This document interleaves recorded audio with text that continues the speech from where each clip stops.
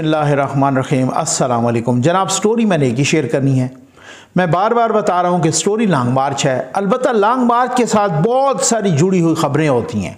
ये इमरान खान साहब की लाहौर में किन से मुलाकात हुई है ये आपको बताना है। खान साहब आजकल बहुत गुस्से में हैं, बहुत ही कैथारसिस कर रहे हैं, बहुत ही बिगड़े हुए बच्चे की तरह। ये क्या चक्कर है? नवाज शरीफ साहब ने वो ज़बरदस्त किस्म का, दबंग किस्म का हुक्मनामा यूँ समझ ले कि जारी कर दिया है ना। आप देखेंगे तो हैरान रह जाएंगे। उसके अंदर बहुत सारी चीज़ें छुपी हैं। खान साहब ने दो बड़े झूठ बोले हैं। ये मैं ज़िम्मेदारी के साथ कह रहा हूँ, एक सहाफ़ी के तौर पे, या झूठ बतौर ख़ुद एक गैर पार्लिमानी लफ्ज़ है, मैं गलत बयानी कहता होता हूँ, लेकिन आज मैं कह रहा हूँ कि खान साहब ने दो बड़े झूठ बोले हैं। ठीक है ना, मैं आपको वो ज़रूर बताऊँगा। ये सबसे पहले कि ये जो झूठ पहला बोला है उन्होंने, वो रिटन झूठ बोला है। उन्होंने खान साहब ने रिटन झूठ बोला है, वो लिखा हुआ झूठ बोला है। खान साहब ने सुप्रीम कोर्ट ऑफ पाकिस्तान में जवाब जमा करवा दिया है। ठीक है, ये जब 25 मई को आ रहे थे ना लॉन्ग मार्च, पिछली दफ़ा हुकूमत पाकिस्तान, वफाकी हुकूमत चली गई थी सुप्रीम कोर्ट। उन्होंने कहा था जी ये फसाद करेंगे और ये करेंगे वो करेंगे, आप इनको रोकें। सुप्रीम कोर्ट ऑफ पाकिस्तान ने कहा था कि ये हम इनको वो जगह प्रोवाइड कर देते हैं, वो I9 पार्क और उसके दरमियान, और इस तरीके से ये वहाँ तक महदूद होंगे। ठीक, और उनके वो वकला थे इमरान खान साहब के, एक बाबर अमान साहब और एक फैसल चौधरी साहब। उन्होंने यकीन दहानी करवाई कि जनाब हमने आला क़ियादत से रब्ता किया और आला क़ियादत की इजाज़त के साथ, इमरान खान साहब की इजाज़त के साथ, तो ये बात आपको लिख के यकीन दहानी करवा रहे हैं कि I9 पार्क तक ही रहेंगे। वो नहीं रहे, वो आए आगे तक, उन्होंने रेड जोन में आग लगाई। वो सबको आपको पता है। हुकूमत दोबारा तौहीन अदालत में चली गई। जब तौहीन अदालत में गई तो फिर वकला वही थे, वो आए जनाब, और उन्होंने उनको तौहीन अदालत का नोटिस तो नहीं दिया, इमरान खान को जवाब तलब कर लिया। अब खान साहब ने, पता है आपको, सुप्रीम कोर्ट में जो जवाब दाखिल करवाया, खान साहब ने कहा है जी मेरे वकला ने जो यकीन दहानी करवाई थी ना, इसकी मुझे तो पता ही कोई नहीं। अब आप अंदाज़ा करें ये इस तरह का झूठा और बेईमान आदमी का कि वो वकला वही, जब वकील किसी का तब होता है जब वो वकालतनामा किसी से साइन करवाता है। किसी से उन्होंने वकालतनामा साइन करवाया होगा तो तब है ना। अब बाबर अमान साहब खैर से माशाल्लाह वो भी कह रहे हैं जनाब कि हमने तो इमरान खान का नाम नहीं लिखा था, आला क़ियादत का लिखा था। और वो फैसल चौधरी साहब भी वो कहते हैं हमारा तो कोई कसूर नहीं है, हमारी तो जान छोड़ें, हमें तो निकालें इस केस से। और वो जनाब वो कह रहे हैं कि जी आला क्या भाई, अगर जिस आला क़ियादत का लिखा था तो उसको ले आओ ना। अब खान साहब मुकर गए हैं। मैं इसी वजह से कहता रहता हूँ यूथियों, जो अपने वकीलों को पहचानने से इनकार कर दे वो कल तुम्हारे साथ क्या वफा करेगा। एक तो ये झूठ खान साहब ने बोला। दूसरा, खान साहब ने क्या झूठ बोला जो आज बड़ा जनाब बड़े मैसेजेस मुझे आ रहे हैं कि जी देखें नकवी साहब, इस्लामाबाद हाई कोर्ट ने खान साहब की नाअहली ख़त्म कर दी। ओ भाई अल्लाह का नाम माने, नाअहली ख़त्म नहीं की। इस्लामाबाद हाई कोर्ट ने सिर्फ वो जो मियाँ वाली के हलके में इलेक्शन हो रहा था ना, उस इलेक्शन को रोका है। असल में खान साहब का वो इलेक्शन कहा है कि चलो उतने तक इलेक्शन ना करवाओ, नाअहली ख़त्म नहीं की। आज वो मसला क्या है, खान साहब ने जलसे में खिताब करते हुए, वही लॉन्ग मार्च से खिताब करते हुए कहा है, और वही चीफ इलेक्शन कमिश्नर को दोबारा लथाड़ा पथाड़ा है और कहा है कि जनाब चीफ इलेक्शन कमिश्नर आज मैं तुमसे मुखातिब हूँ। और वो वैसे भी आपको पता है ना, उनको तमीज़ नामी तो चीज़ कोई नहीं है ना, तुम और ओए और ये वाली चीज़ें हैं। मतलब वो एक प्राइम मिनिस्टर रह चुके हैं 4.25 साल तक अनफॉर्चुनेटली, लेकिन फिर भी रह तो चुके हैं। उसके बावजूद भी उनकी ज़बान की तो वो शीरीनी है कि सबको पता है। उन्होंने वहां कह दिया कि आज इस्लामाबाद हाई कोर्ट ने, जो आपने मुझे नाअहल किया था, इस्लामाबाद हाई कोर्ट ने वो नाअहली ख़त्म कर दी। हद है यार झूठ बोलने की। इस्लामाबाद हाई कोर्ट ने नाअहली बरकरार रखी है, ये मैं जिम्मेदारी के साथ कह रहा हूँ। आप ऑर्डर पढ़ लीजिए, आप चेक कर लीजिए इसको कि इस्लामाबाद हाई कोर्ट ने कहा है कि हम आपकी नाअहली ख़त्म नहीं कर रहे, नाअहली अभी बरकरार रहेगी। असल में मसला क्या है, इनको नाअहली से इतना मसला नहीं है। इनको मसला है कि जो इलेक्शन कमीशन ऑफ पाकिस्तान ने क्रिमिनल कार्रवाई के लिए नीचे फैसला भेजा है ना सेशन कोर्ट को, वहाँ सेशन कोर्ट से सज़ा हो गई ना, तो खान साहब को वहाँ 3 साल की सज़ा भी होनी है। और फिर यार ये भी याद रखिए कि जब उनको सज़ा भी होनी है और सज़ा के साथ साथ उनकी नाअहली पक्की हो जानी है। वो बड़ा एक ख़ास वो है ना कि अगर उनका ये खान साहब का ये सूरत हाल अगर हो गई ना, वो बहुत ही एक यूँ समझ लीजिए कि एक बहुत बड़ी क़यामत होगी कि अगर उनको खान साहब को सेशन कोर्ट से सज़ा हो जाती है। तो ये असल में खान साहब को ज़्यादा फ़िक्र इस बात की है।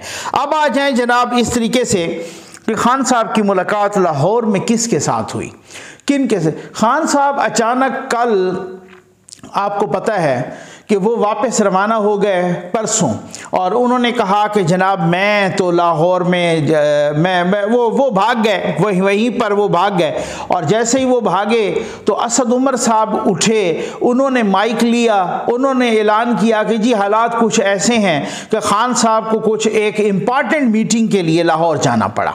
ठीक है, इस पे मैंने भी विला किया था। वहाँ किसी के साथ खान साहब की मुलाकात नहीं हुई। ये इन्होंने ड्रामाबाजी की है, मैं आपको बता दूं, बिल्कुल मैंने अपने पक्के ज़राए से बात की है। असद उमर साहब ने अनाउंस किया है और फिर खान साहब ने कहा कि मेरी मुलाकात की कोई अफवाहें उड़ाई जा रही हैं, अगर किसी के साथ मुलाकात हुई सही तो मैं अपना इलेक्शन वाला मुतालबा दोहराऊंगा। कोई नहीं, किसी ने नहीं घास डाली, को बिल्कुल पक्की इतला है, किसी के साथ मुलाकात। मैं कहता हूं एक मेजर के साथ भी मुलाकात नहीं हुई खान साहब की। ठीक हो गया ना।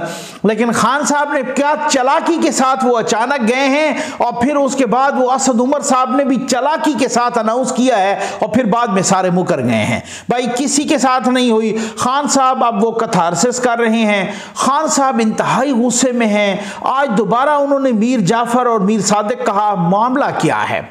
मामला ये है, आज वॉइस ऑफ अमेरिका ने भी यही कहा है कि जी ये हमारे को नुमाइंदे ने इसका जो है ना एक वीडियो बनाई है खान साहब के मार्च की, और आप इसका अंदाज़ा करें कि कितने लोग होंगे। वो हर बंदा कह रहा था, कोई कह रहा 1500 हैं, कोई कह रहा 2000 हैं, कोई कह रहा कितना है, इतने ये हैं वो हैं। इसी तरीके से वो अंदाज़ा कर रहे हैं। ये वॉइस ऑफ अमेरिका की वीडियो है, पाकिस्तान की किसी चैनल की वीडियो नहीं है।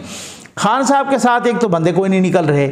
जहाँ कहीं वो शहर में आके कोई खिताब करते हैं तो वहाँ कोई 5-10 हज़ार बंदा जमा हो जाता है। फिर उसके बाद वो जब वो चलते हैं तो 1500-2000 बंदा है। ठीक है ना। इसी क्योंकि उसकी वजह ये है खान साहब के कथारसिस की, और खान साहब के उसकी वजह ये है कि खान साहब इतने गुस्से में हैं, एक इस वजह से, दूसरा उनको फेस सेविंग चाहिए। अब बात का पता चल गया है कि खान साहब को फेस सेविंग चाहिए।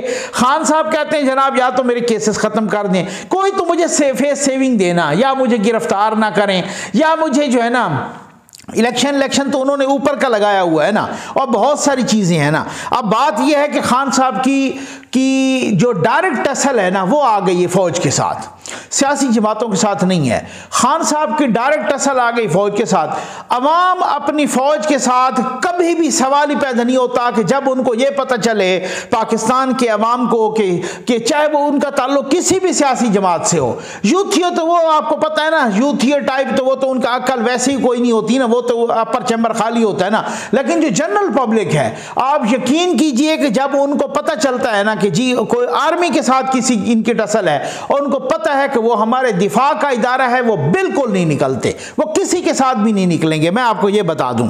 ठीक है। अब उसके बाद देखें, मैं आपको एक आज नवाज शरीफ साहब का बहुत ही दबंग हिदायतनामा आया है, और वो हिदायतनामा है अपना शहबाज शरीफ साहब को। ठीक है। शहबाज शरीफ साहब को वो हिदायतनामा क्या आया है, नवाज शरीफ साहब ने 3 ट्वीट किए हैं। उन्होंने बताया कि 10 लाख लाने का दावा करने वाला अभी तक 2000 बंदे इकट्ठे नहीं कर सका। बात बिल्कुल ठीक है।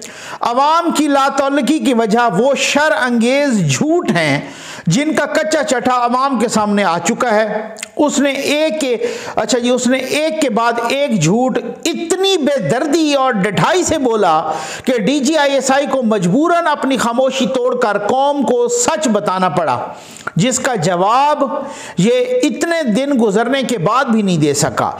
इसीलिए इसका सारा जोर हस्बे आदत सिर्फ गाली गलोच तक महदूद है।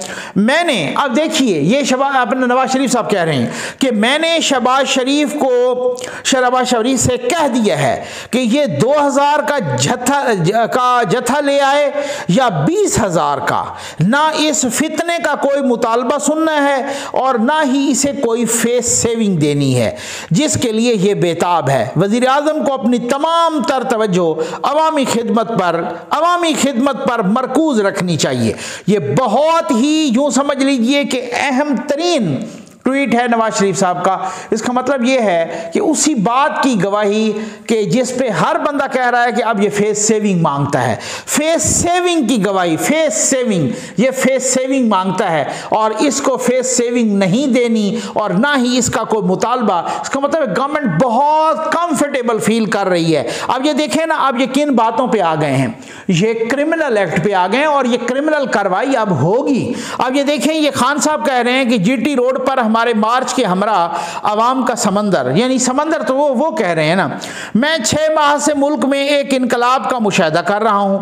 सवाल सिर्फ ये है कि आया ये बैलेट बॉक्स के जरिए नरम होगा या खून रेजी के जरिए तबाह कुन।